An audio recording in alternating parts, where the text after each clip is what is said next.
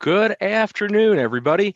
Welcome to the Healthy Indoors Live Show. I'm your host, Bob Krell, founder and publisher of Healthy Indoors Magazine. We've got an interesting show today. We're going to be previewing the upcoming Indoor Air Quality Association, IAQA, global virtual conference that's happening next Monday through Thursday, the 15th through the 18th of February. So with us today, we have some guests from IAQA. We're very happy to have both the president, Mr. Jay Stake, and their executive director, Michele Buggy. Welcome, guys. How are you? Very good. How are you doing today, Bob? You know, it's another day in Syracuse, in the snowy gloom capital of America. We got another 6 inches of snow to welcome us this morning, to add to the other 2.5 feet that's already there. So anyway, you know, exciting stuff going on, but I mean, let's talk about the elephant in the room a little bit, right? This is IAQA's first live virtual event, as far as taking a national conference and turning it virtual.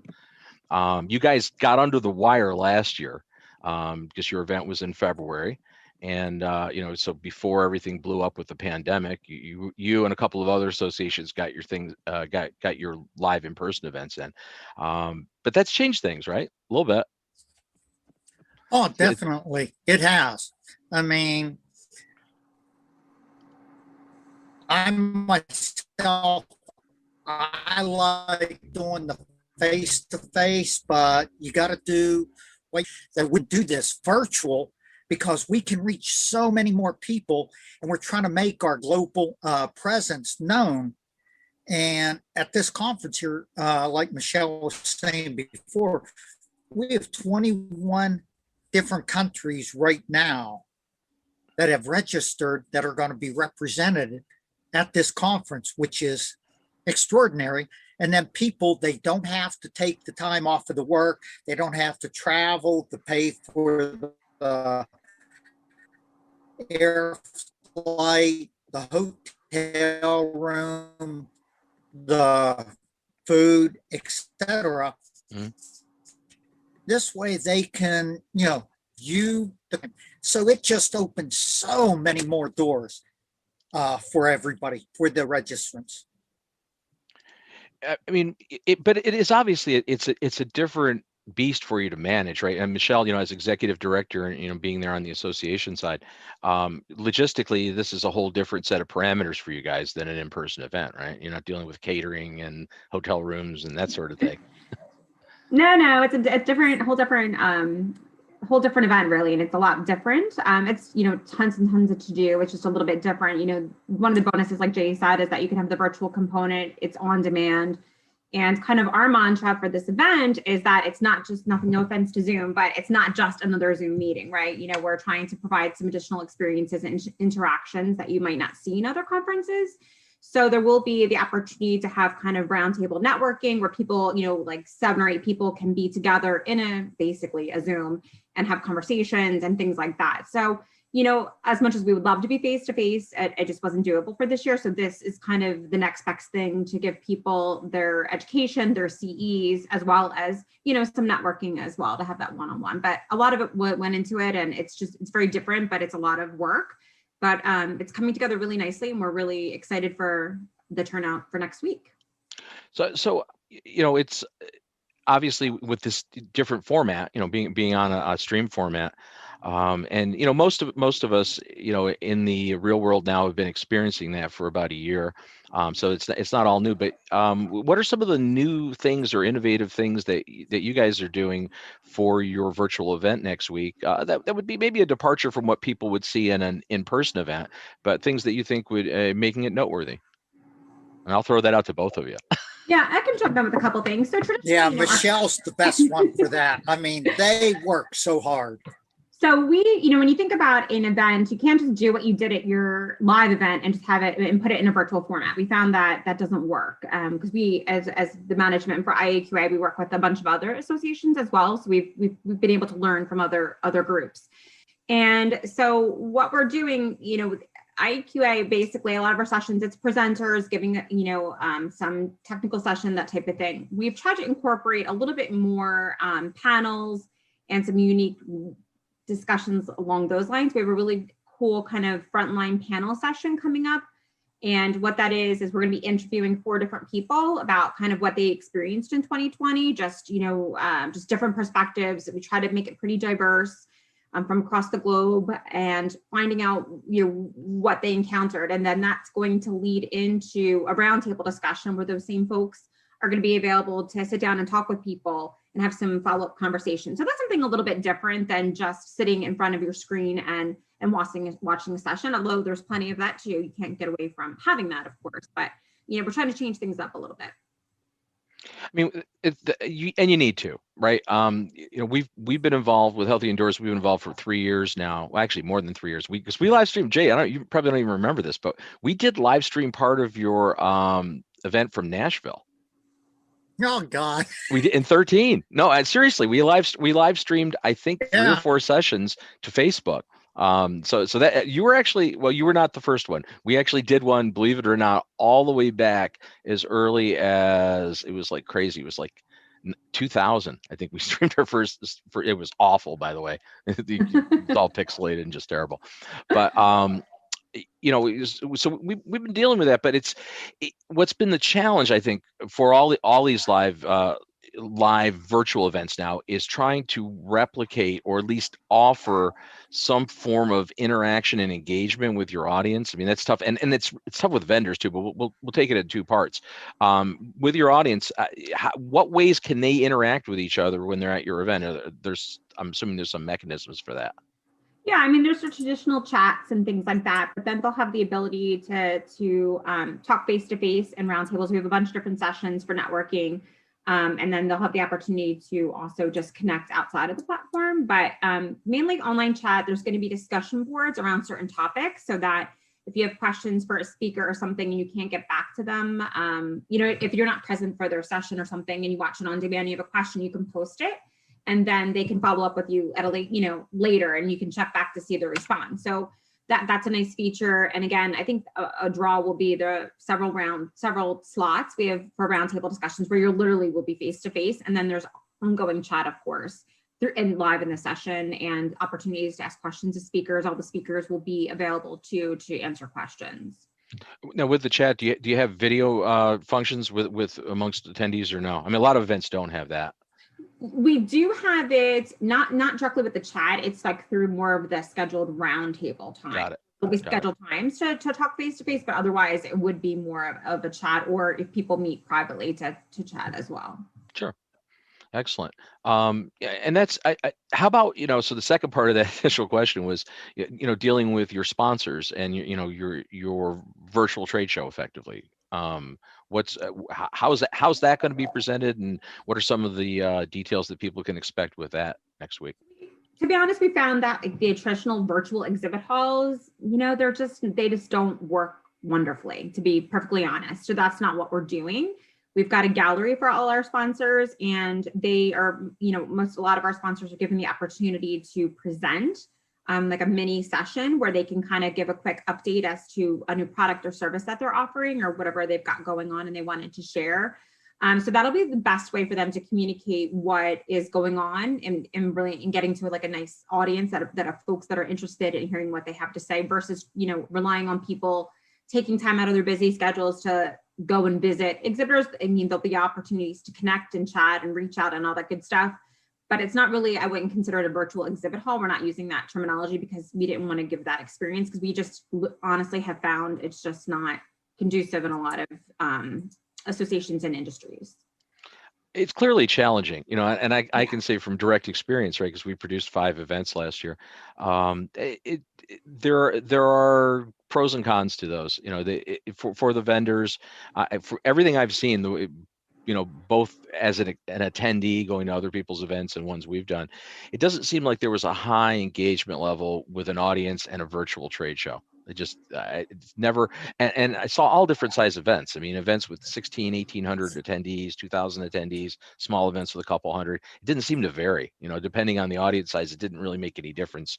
So that makes sense. That makes a lot of sense. Any other things that we should expect next week? I know you just yesterday announced another keynote. Yeah, we have Caroline. I don't want to butcher her last name. Well, better you than me. Blazovsky. There you go.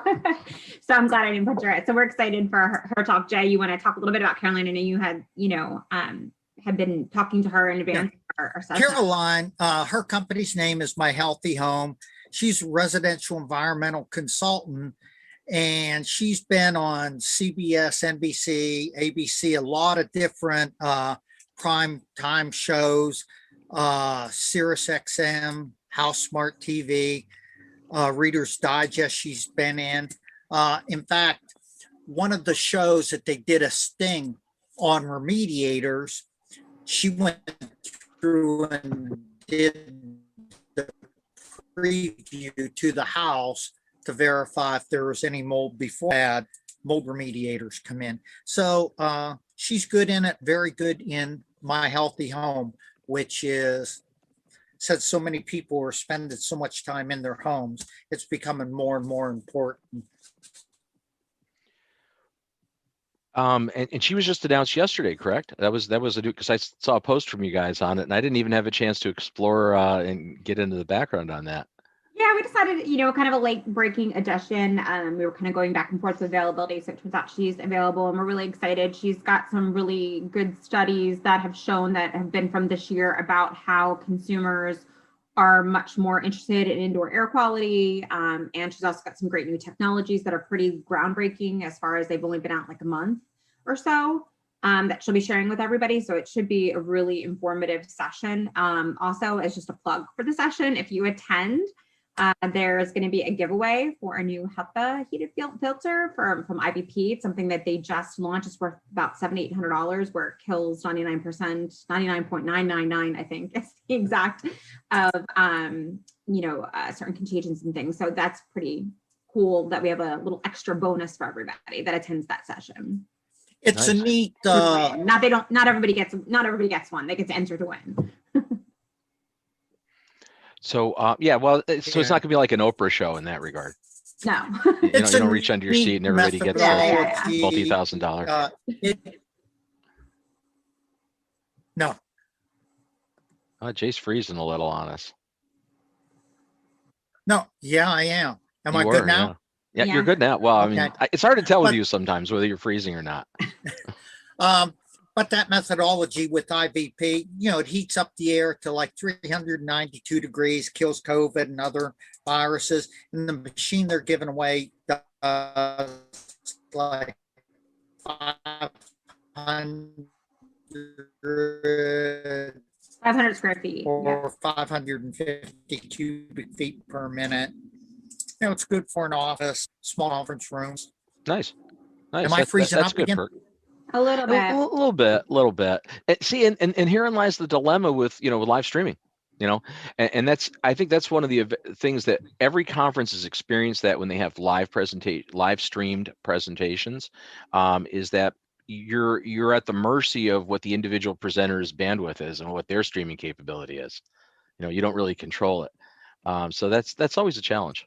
That's something we all face in these times. So here's a question for you, going beyond the show here.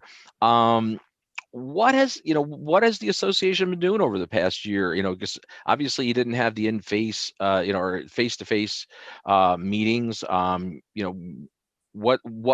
has I guess just give us a little update of what's happened over 2020 since I last saw you down in West Palm Beach at the in-person event last year. What's been going on for the last year?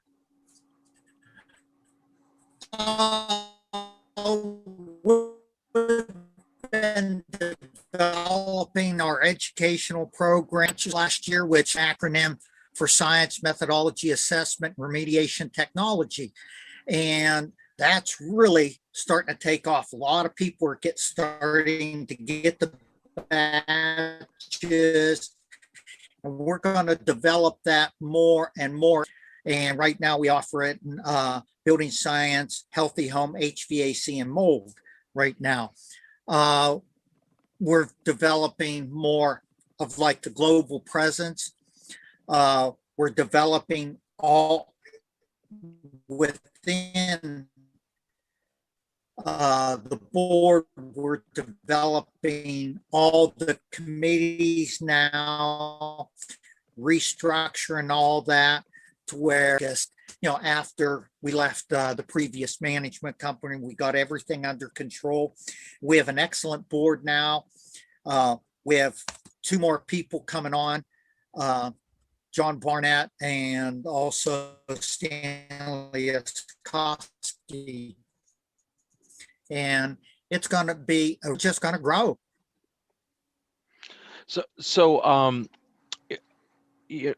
What activities wise, you typically have chapter meetings? I mean, that's been kind of the mantra with IAQA, trying to get grassrooty and having a lot of regional subgroups, chapters. Have they been meeting virtually, doing Zoom meetings, or what have they been doing over this time period? So they haven't been meeting quite as much, obviously, because, the reason, they love the face-to-face, and that's kind of the groundswell. And I think for the first few months when COVID hit, everybody kind of just was in a, wait and see kind of mode of what's going to happen here. But over the summer, some groups, especially surprisingly in California, they were looking at a golf meetup that they were trying to put together. But other folks definitely did do Zooms, and they met that way. Australia had a really robust conference this fall.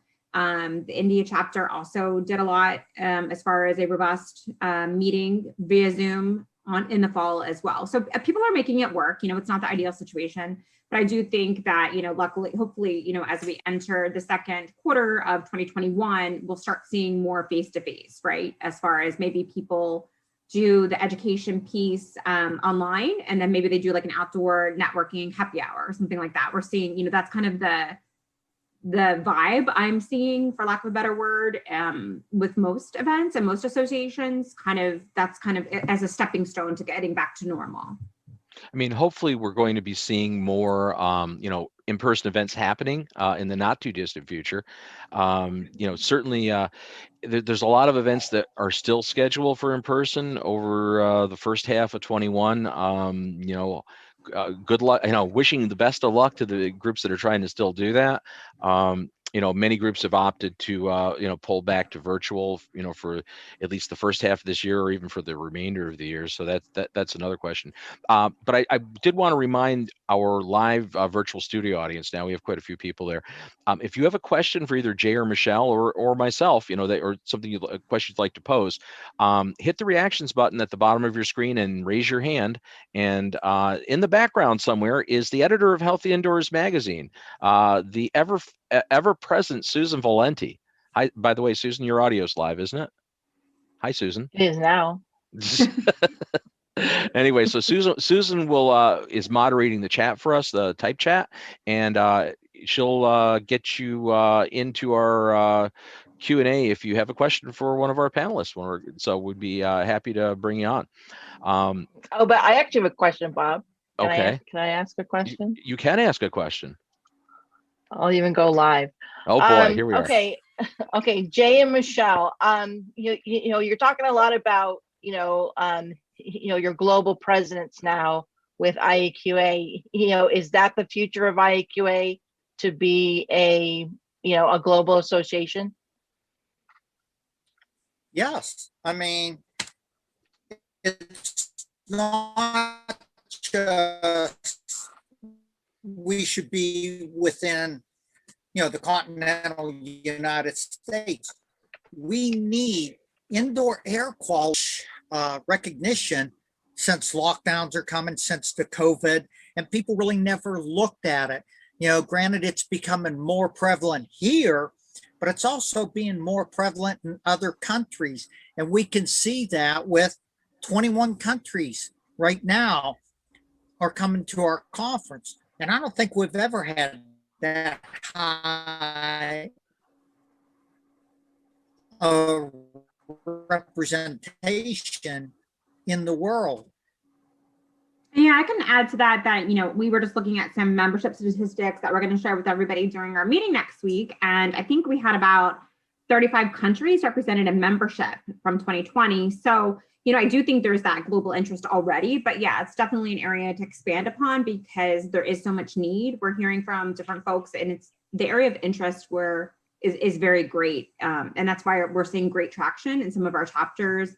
In India, especially, we've one in Jordan. We're trying to, the China one's been a little bit dormant, but they've just reached out about getting back on track. So I definitely think that we'll see some momentum in 2021.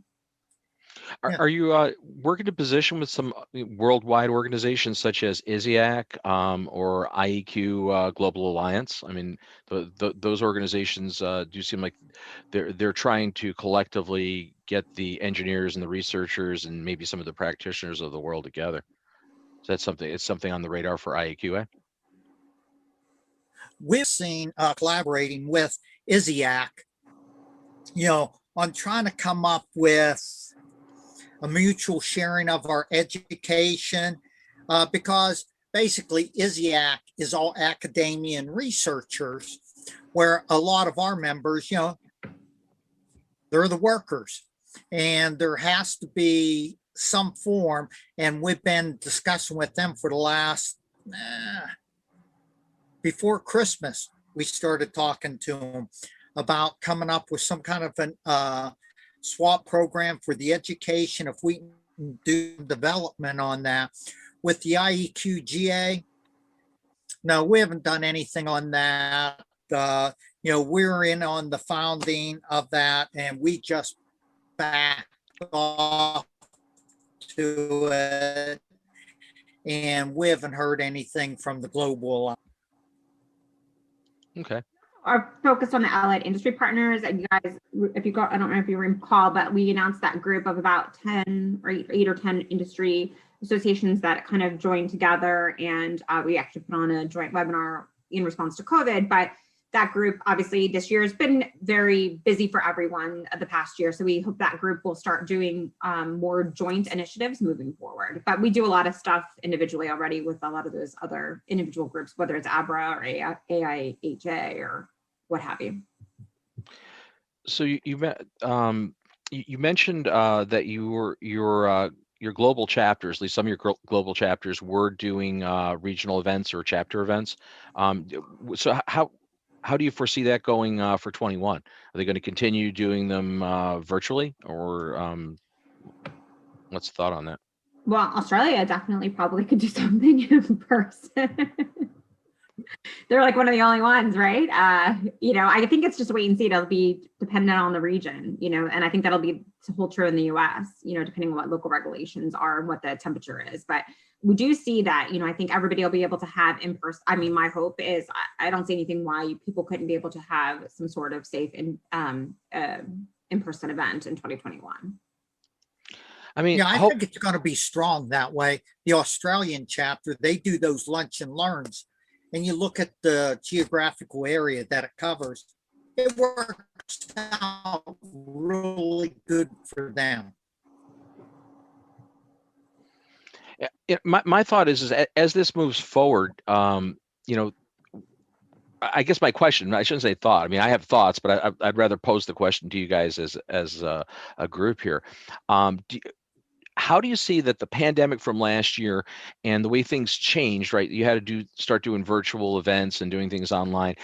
How do you see that affecting you going forward in 2021 and beyond? Are certain virtual components going to become part of your regular offerings, or is the plan to get back to what was some semblance of normalcy? Jen, you want to start that? I mean, it's kind of both, right? Yeah, I mean, that's a really loaded question, Bob. I know. Yeah, it wasn't on the list either. You got to look at, I would much rather be face to face with everybody, but then there's other people, companies, they would much rather do the Zoom and be virtual. And we're just going to have to go with the flow and keep. And AEA just doing a wonderful job on monitoring. Take our face-to-face conference and go, okay, it's going to be digital. They started off with the virtual conference to, expand. So it's just going to have to be very fluid. Yeah, we definitely will be as time goes on, and if anything happens, go ahead, Michelle. Oh no, I'm sorry. I thought it was the buffering. Sorry about that. Go ahead. No, I'm done.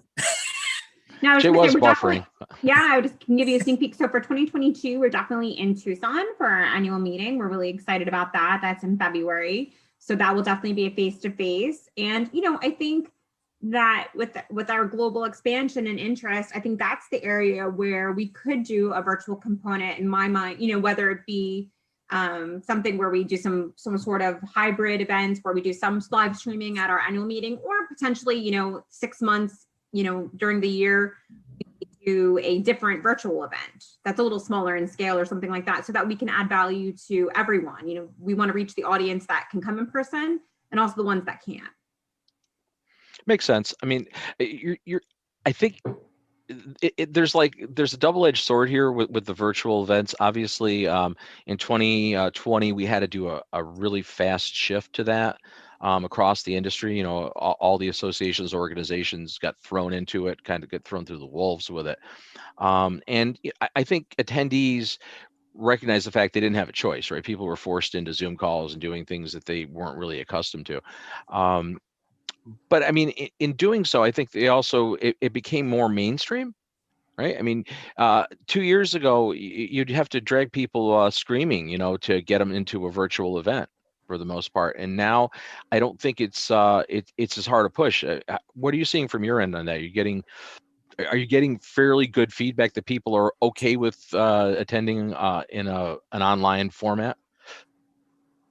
Yeah, I think so. I mean, as you said, it's not everyone's ideal choice, but when the choice is, not having a means to connect in some capacity is better than not connecting at all or not getting that education at all. So moving forward, I think obviously the in-person event is not going anywhere and we don't want it to, but at the same time, I think there'll be a balance. I think it'll open up the appetite that people that maybe were more reticent not to do virtual, I think that might stick, and which will be great because there is, like I said, there's multiple audiences that we can use different distribution methods to reach them with education and networking. Well, I mean, and there's no question that I think this is something that's going to stay around, forever. And this is like this adaptation that we made last year. I don't think it's a short-term adaptation, but certainly there's no adaptation. That was the word. I was like, adaptation. Yeah, I'm making up new words on the fly on live television. It's great. And my excuse is always, it's not in my teleprompter, which is my teleprompter is blue right now. That being said, though, I guess it's hard to replicate that one-on-one networking you get at the at the bar or in the hallways over coffee at an in-person event. That's, you can't really replicate that in an online format, and that's I don't think we'll ever have that. So that's, I would say for myself too, there's always a desire to be at an in-person event when possible. Makes sense. Well, let's switch gears a little bit from events anyway. Did you come up with any new guidance to people over the pandemic, over the past year? Just the old mantra was people spend 90% of their time indoors. Well, last year people might have spent more than 90% of their time indoors, and they certainly spent many people spent a lot more time in their home environments than they normally do. And again, that's not necessarily true across the board for everybody, and certainly not true in other countries, maybe. But a lot of people did spend a lot more time home. Has that changed any of the recommendations from IAQA or how you're looking forward on things? Overall, we don't give recommendations. We're not an advocacy organization. We're kind of an educational warehouse, and with our allied industry partners. We had a webinar on the COVID on it because some of them, they have the different credentials for in those specific areas for infectious diseases, etc. But I'll turn that over to Michele now. Yeah, I mean, I just echo what I said, we're kind of just the one-stop shopping. We want to provide information. We have our allied industry partners that we recognize as leaders in the respective fields. So because IAQA is, we're a little bit unique. We're not just, remediators. We're not just the specific type of scientist. We're a multidisciplinary association. That's what makes IAQA special. But it also makes it challenging in the fact that we just don't have one viewpoint. We've got multiple viewpoints. So that's why we feel that, as an organization, our role is to educate folks, connect them, make them aware, and really just try to help educate them and provide them the resources they need. So that was our focus on 2020, whether it was webinars or providing information to our members, having resource pages, things like that.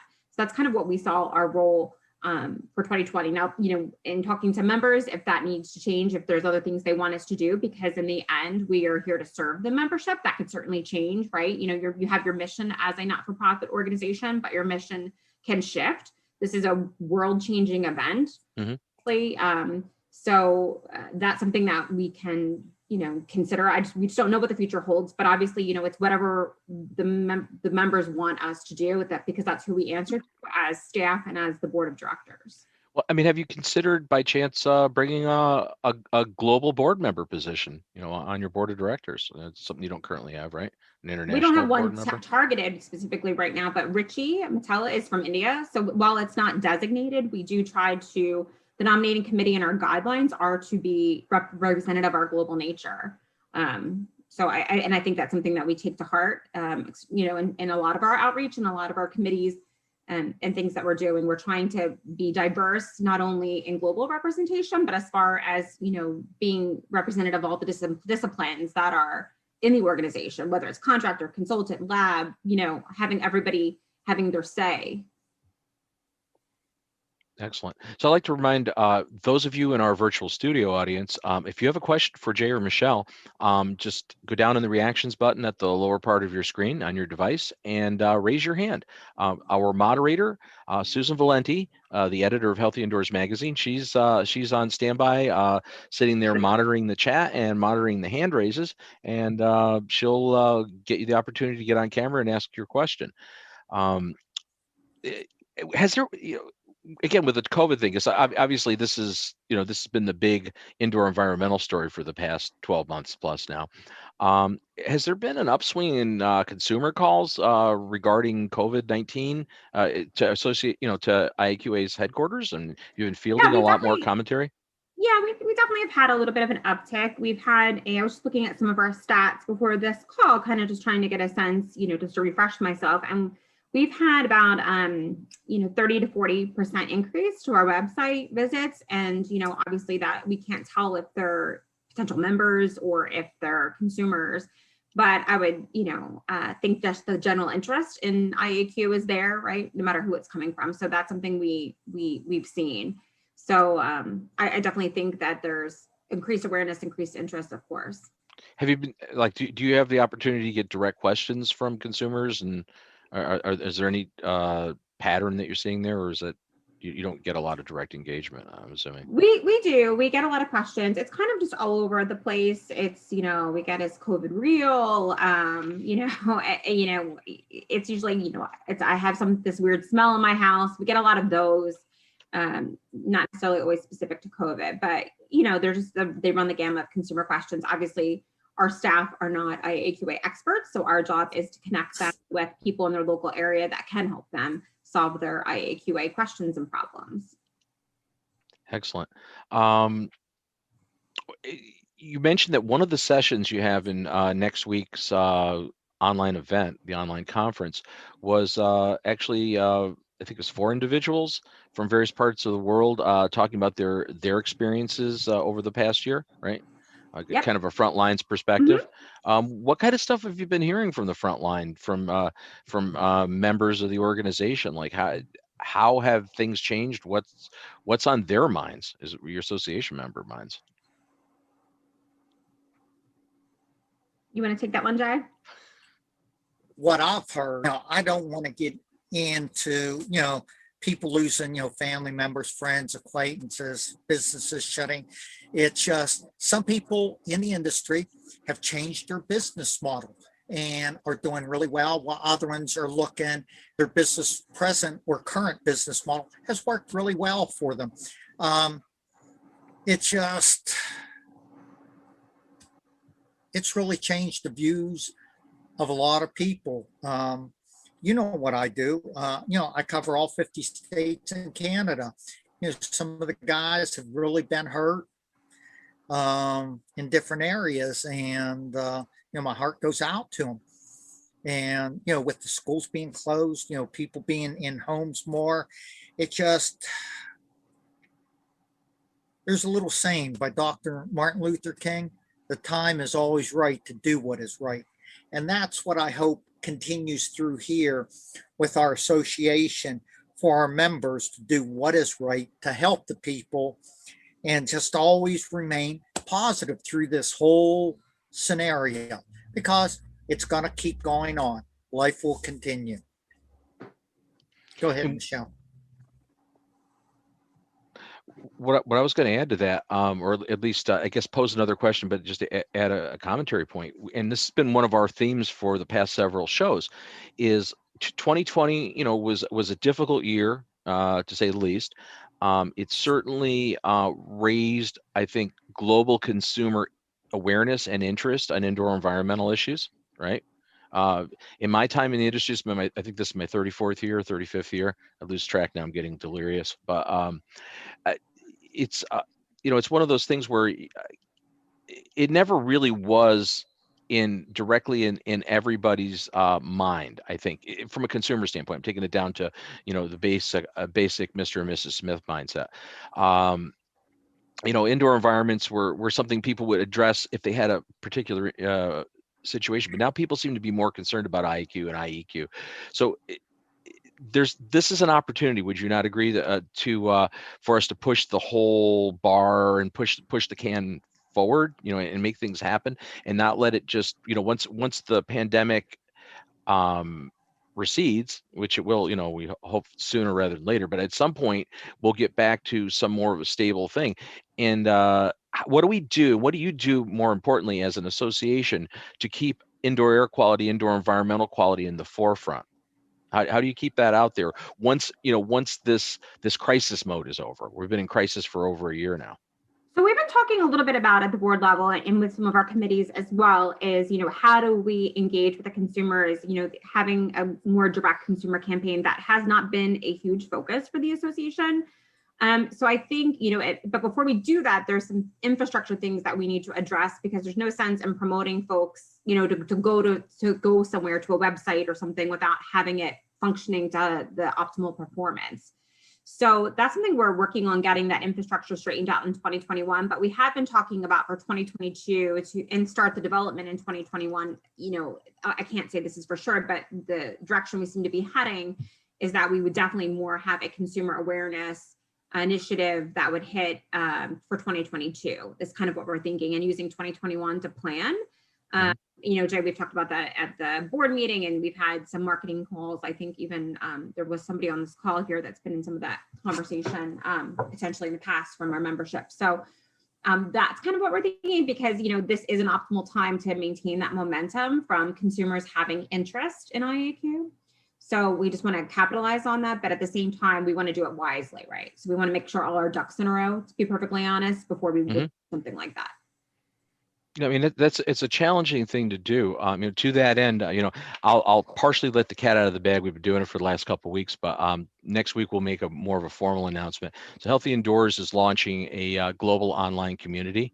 We actually soft launch it next week in beta, and within a couple of weeks, actually in March, it'll be out officially. And what this is basically a platform, a global platform that'll allow industry people, consumers, everybody to be able to network, communicate, share information, share ideas, and try to make that in a concise place. Right now, you have threads on Reddit, you've got Facebook groups, you've got, people are, everybody's tweeting all over the place, but there's not really any centralized place to pull that together. And that was one of the envisionments years ago when Susan Valenti and I actually discussed putting the Healthy Indoors together. We're talking now, decade plus ago.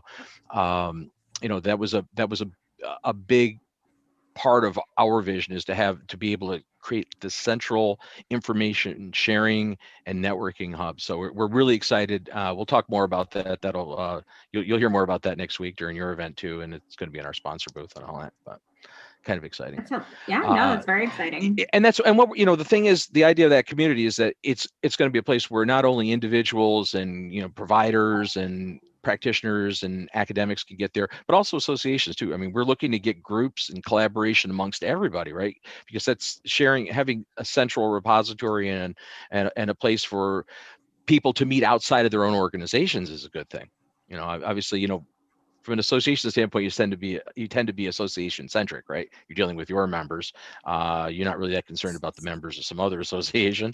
So hopefully we'll provide you that platform. One of the things, this has been a question. I'm just throwing this out there, and Jay, you're probably going to be the one to field this one. We're still we're reeling in the COVID pandemic. Should we be more concerned about surface cleaning or ventilation improvements and enhancements right now to combat this situation? And I know that's a loaded question, and it's an opinion. What do you think, too? You both, or no? I have an attorney friend. He goes, it depends. With it, you can't take one over the other. The air cleaning, I mean, if you're not worried about the ventilation and the cleaning of the air, you're just recycling, junk out, junk in. And the surface cleaning, if you notice, people are more comfortable with the plexiglass shields up and just functioning more and cleaning more. You go into stores, you see different cleaning because they just can't keep them in stock in the other. I think you need it together. And that's the only way that I think, and this is my own opinion, that we're going to get ahead of it. It's no different than mold or anything else. If you clean, you still got to take care of that air. Mm-hmm. And same way with this. You got to clean the surfaces. You got to clean the air. There's been a messaging issue, though. Wouldn't you agree, Jay? There's been a messaging issue. I mean, industry wide. I'm not pointing this at you personally. I'm saying, as far as what we've gotten from the cognizant authorities, right? It hasn't been clear. No, they haven't been focused on it because everybody wants to feel that their opinion is more superior than someone else's. And it all depends, they push their products. Hey, you need this. This will take care of it. When there needs to be more of a collaboration on that end of it, to where it's almost a joint force, kind of like what we did with the allied industry partners. Get together and have one consistent voice. Mm-hmm. And I think once that starts coming out, then it'll start driving it home. It's definitely, it's definitely a good question, though. Yeah. To that end, today at 11 a.m., the House Committee on, and I'm going to butcher this because I don't have it in my notes, but basically part of the reconciliation process for the budget, the Committee on Energy, and I forget the name of it, Susan, you can chime in if you remember the name of the committee. I was on the phone with Representative Paul Tonka's office, talking with them about that this morning, because in that projected money, there was $100 million projected for EPA in this COVID stimulus funding.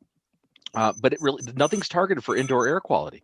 Everybody's talking about getting schools open and doing, you got to get the kids back to school. There's not a penny allocated to give EPA some teeth again on the IAQ side, I voiced my opinion with them that I think it's crazy that, we're not going, that this is a prime time. We're worried about making schools safe and healthy to get kids back in them, and but we haven't really allocated funds to do that. It's a problem.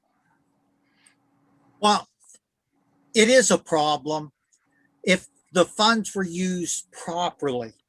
And I know we're getting a little into the politics. There's been money allocated, for new ventilation, and it's just they don't need to do new ventilation. Put some systems in, UV light systems, or it's not an endorsement, but like the IVP where it kills the COVID. There's other ways of addressing it, but it just comes down to the one voice being projected and educating them.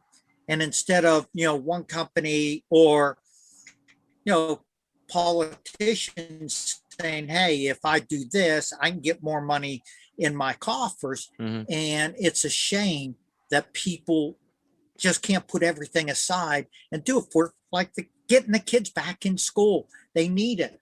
Will they ever straighten up? It's going to take probably a couple years for kids get back into the normal swing of gone back to school. But back to my earlier point of, are we going to take this moment in time, this crisis that we've been experiencing, to help push this initiative further forward? And certainly, improving filtration, ventilation, making indoor environmental enhancements to schools and all of our indoor spaces for COVID has a long-term lasting effect for improving the indoor environments and improving cognitive processes, and right. I mean, there's long-term benefit to doing this. It's not, a lot of this is not just it's being pushed as an immediate response to this pandemic, but these are things that are really more global issues, right? That have been out there for a while. Oh, these are going to be long-term, I guess, in designs of buildings, how HVAC, the ASHRAE ventilation standard, just on everything, doing it. Part of it, like this, our school mold standard is at the editor right now. So that'll be released this year. And that will hopefully, through the cleaning, through the monitoring of mold, it will make more people aware of the indoor air quality in schools. But people being at home, it has to be a long term, because people are just spending more time at home than ever. And it comes down to finances too. And that, I think that's the biggest restraint, is the financial impact. You have to have the will to do it. What I would like to do is, again, now invite our in-person audience to turn your cameras on. Susan will give you access to do that. And we're going to kind of roundtable this the last few minutes and allow you guys to individually ask questions and jump in here, because we haven't gotten a lot of pre-posed questions. So by all means, turn your cameras on. Hopefully you're fully clothed. That would be good. And we can, maybe get a little direct discussion going here. Welcome. All right. There's definitely I mean, there's a lot going on right now. Timing for the IAQA global event, is good, right? This is a good time to be doing a conference for indoor air quality next week. And I want to remind again all of our audience, that show takes place online, right? Next week from Monday, right, the 15th through the 18th. And I see Christy Crocker from Maine Indoor Air Quality Council jumping in. Hey, how are you? Good. How are you? Hey, Jay. Good. Hello. Hey, how are you doing? Doing well, thank you. Sitting up here in the frozen north is what I'm doing. So do you have a question? Or are you No, just coming to say hi? I invited you in. I thought you might actually have some input. No, I mean, I do. I always have input on everything. You should know that by now. But yeah, I have to applaud IAQA for some of its decisions that it's making on its event.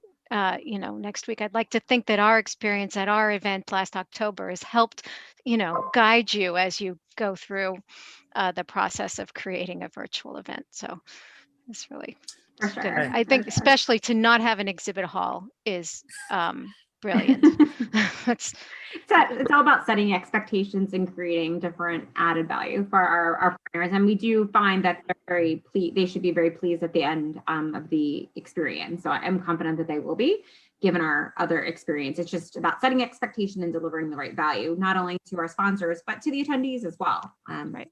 And our conference is, we've structured it just so that it starts at noon Eastern, so that it's not the full day. And that in addition, it'll be available on demand. So if you can't make it live, it should be up. The sessions will be up pretty shortly after, within just a couple hours. We're working on the exact timing, but that'll be all a disclaimer on our website, but it'll be pretty quick. Yep, it's great. It's all great. You mentioned, as far as, your event, being kind of an example. I've always been told that my life is kind of a warning to others, and that's my reason for being here. We're definitely learning, right? We learned a lot in this past year, correct? So much. Yeah, it's So like, much. first of all, we learned how much we love to be in our building with our spouse 24/7. No, my life actually, see, here's the thing. I got to say this. My life has not really changed significantly because I've been working telecommuting from home for the last 20 years, so my office is across my driveway, my studio is across my driveway. I've been doing Zoom for 5 years. This is not a new lifestyle. But for many people out there, especially those of you out in the industry that are in the practitioner roles, we're out in the field service people, this is nuts. Like how are we dealing with that? How do you do service calls if you're in quarantine?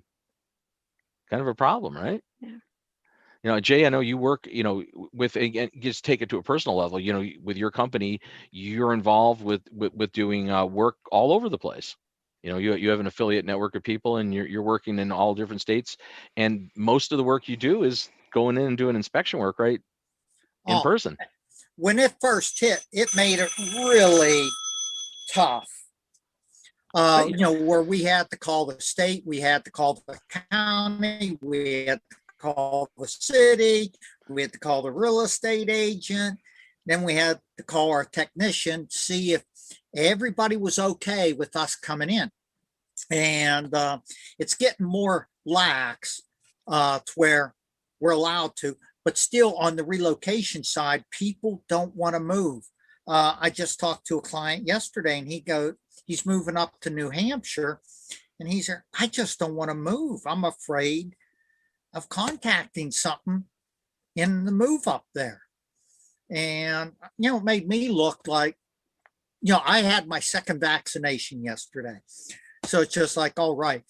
But I didn't realize there's that much fear yet in people, just moving or driving. And you know how much I travel.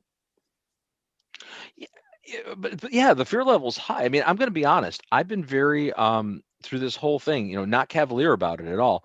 N95 masks almost all the time, right?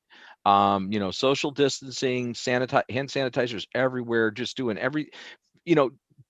believing what we thought we're doing everything right. Well, lo and behold, 2 weeks ago, my wife and I both came down with COVID. And we've been fortunate in that it's been relatively mild compared to some other people I know and family members, and we've lost people that we know. So it's pretty darn scary, and even in a mild case, it's still, it makes you take pause.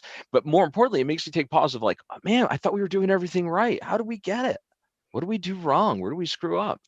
It's kind of a scary thing. Is this going to change the way we operate going forward, though? In general, I mean, in Asia, really since the global pandemic in 1918, right, the Spanish flu, it's been kind of customary in many Asian nations for people to wear face coverings and masks, right? When they don't feel well, that's like considered almost social responsibility. Is that going to change that here? Do you think people, it'll be more often that we'll be seeing people wearing masks in public going forward? Or do you think we're going to go right back to where we were? I'm just posing that question. I thought it was interesting. I think it will. I think if you look when you're driving down the road, you have one person in a car by themselves and they have the mask on and gloves. That seems odd. Yeah, I get that. Well, I can say anecdotally, my hairstylist who gets strep 3 or 4 times a year, she says she thinks she gets it from her clients and she hasn't gotten it once during the pandemic, in 2020. So she said, I might actually wear a mask in the winter months because I don't want to get sick every 3 weeks. Patrick, you have a question or comment? I thought it was interesting. Oh, I've been sitting here trying to figure out how to run my new camera. Well, we got you now. No, you were talking about I'm down this last year, 2020, I'm sitting here doing taxes. I'm down 90%. Yikes. 90% of my work is rural Alaska villages, and they haven't allowed us in since April-ish. So yeah, it's effective. That's tough. I mean, and I hasten to even ask, how do you survive losing 90% of your volume? That's a tough $1 in, situation. $1 out. No profit this last year, but I mean, it's starting to look a little better. The problem is the native villages have such conflicting information given to them. We were told if we got the vaccine, we could come, and now all of a sudden they've said, if you have the vaccine, it's still not safe, is the way they've been told. So we're still not allowed. And I've got tens of thousands of dollars worth of contracts just sitting there since early last year. Yikes. Nowhere. Yikes. CDC just came out with new announcements today regarding the vaccinations and whether or not you can be around people. I think that was just launched a few hours ago. So hopefully that will, that change will bode well for you. Yeah, hopefully, because what's happened, they did the emergency approvals on these vaccines, and usually the vaccine approval process takes so many years because part of the approval process is that it also stops you from not just contracting symptoms and a disease, but from being able to spread it. And unfortunately, if you don't have a time factor, right, without a time machine, you can't actually do that type of study without going out a year or two to see how long the efficacy is and whether you can prevent that. Right, but they just released today that if you've been vaccinated and you've been exposed, you do not need to quarantine. That just came out. They changed the regulation. They haven't provided the science behind it yet. Hopefully Really? that's out at some point today or tomorrow. Interesting. So Yeah. that just broke. I just saw it on the news maybe an hour or two ago. Fascinating. I'll have to look into that. Well, I mean, one of the questions for me, so, okay, my wife and I have COVID. Now, there's conflicting information on how long you should wait before you get a vaccine. Like should it be a minimum of 90 days? You sort of have resistance, they believe, for 90 days if you've actually recovered from COVID. But then, there's nobody seems to understand. Should you take one shot? Should you have two? What, here we are And again. do you have the antibodies? Because a lot of people, that was stated to have COVID, they don't have the antibodies. I mean, because I think it has something to do with the So- severity of your case too.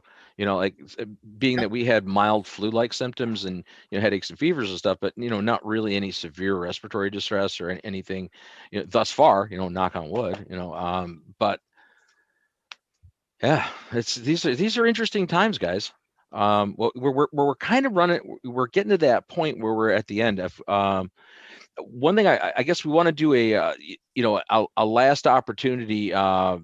If Joe was here, if Joe Madash, our co-host, was here today, he'd be saying it's the kind of like the final wrap-up question, final chance to throw in your 2 cents. So I'm going to give both Jay and Michele an opportunity to just to give us like a final thought, something that you think is important, maybe you didn't get in, and who would want to go first? I'm going to actually let you make the determination. I don't want to put you on the spot.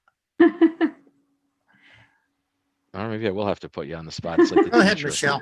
Okay, Michelle's going put me on the first. 'cause spot. Well, I really think you covered a lot of the topics that we had in mind. We're really excited about our event next week, obviously, and we just encourage everyone to register. The one thing I did want to mention is that we do have a special rate for folks in developing economies. The list of countries that applies to is pretty broad. And it's $99 if you're a member of IAQA. And if you're not a member, it's $198, but you also get membership for the rest of this year. So it's a great way, a pretty affordable way for people that normally couldn't maybe travel all the way to the States for our annual meeting, can certainly enjoy this virtual opportunity. So again, that list is pretty broad. So I just wanted to plug that a little bit if you guys don't mind. Certainly. And Jay, closing thought. This is, with everything gone on, this is an exciting year. This is when you lock and load and rock and roll and go with it. You just push ahead and don't, get down in the dumps and, do the oh, woe's me. It's just, okay, this has gone on. How can I help people? How can we move forward? And I think that's one of the things IAQ persevere through this, and to help people and just educate everybody. Yeah, it is gloom, but hey, if you get lemons, you make lemonade. Well, I mean, that's the true entrepreneurial approach, isn't it? So, again, final plug here. Next Monday through Thursday is the IAQA 2020 Global Virtual Annual Meeting and Expo. Those are a lot of words to say in one sentence. The 15th through the 18th. So if somebody isn't already registered to attend and they want to attend, where do they find more information? How do they get their tickets to this thing? So they just go to annualmeeting.iaqa.org, or they can just go to IAQA.org and get a link from our website. That's probably the easiest thing to remember. Just go to IAQA.org. You'll see a link there to our annual meeting, and you can get more information there. And we hope to see you there next week. Yes, we'd like to thank our guests, Michele Buggy and Jay Stake. Nice. Appreciate you guys taking your time out of your busy schedule because you got an event coming up. I get that. It's like not that easy to take an hour away from that, but looking forward to joining you guys next week. I'll be there as a sponsor and probably chatting and tweeting and doing all kinds of wonderful stuff. Awesome. From Healthy Indoors. So again, best of luck with it, and we're definitely excited to be part of it. So we're at that time. We're here again. Thank you very much. Ewens, you had to do that, didn't you? Had to get it in. He really, it's like it's a signature statement that he has to make. Well, okay, Jay. Yeah, actually, you were very, very well behaved today. So I will say that it's always a pleasure seeing you, but it was an especially pleasurable event. I don't even know what's happening now. And at this moment, I'm going full screen. So we are at that time. Well, hang on. Pittsburgh. Do I have to let you in? Hang on. What'd you do? I missed it. Why am I allowing you to do? Oh, okay. Pittsburgh. Got it. You're a Pittsburgh fan. Yeah, okay. Pittsburgh. That's where Ewens are from. Ewens? Seriously? I wouldn't know this because I'm not from Pittsburgh, I guess. All right. So once again, I'm going to attempt to do the closing, Jay. Once again. So thanks so very much for to both our virtual studio audience, all you guys that joined us here in the virtual studio, and as well as all of you that are either watching it on our simulcasts out on social media or other platforms, or those of you who will watch it after the fact as a recording on Vimeo. We appreciate you joining us. We'd like to have you here every week. The Healthy Indoors Show live, the new live show, airs every Thursday, or most every Thursday. We'll be off next Thursday, so I guess I should say that we're taking the week off for the IAQA event. We'll be back on the 25th. But we are generally here on Thursdays, 1 to 2 p.m. Eastern Standard Time. So we'd love to have you join us, and especially sign up for the studio audience. Give you an opportunity to come in and put your smiling face on our camera and ask questions. So we would look forward to having you there.